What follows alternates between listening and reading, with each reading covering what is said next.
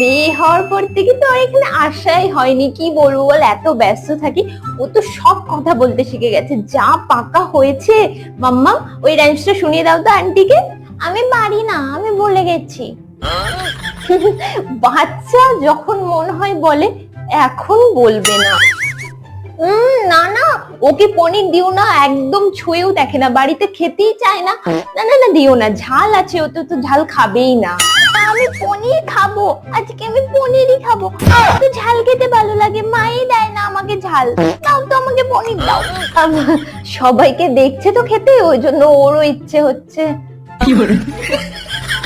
না না না না, আমার মেয়েকে আমি এমন ভাবে মানুষ করেছি, এমন শিক্ষা দিয়েছি, কারো বাড়িতে একটা ছোট্ট টুকরোও তুলে ও হাতে নেবে না, কিচ্ছু ধরবে না। তোমার বাড়িতে যা জিনিস যেমন আছে ওরকমই থেকে যাবে। আরে কি দুষ্টু মেয়ে রে, তোমার মেয়ে আমার দামি ফুলদানিটা ভেঙে দিল।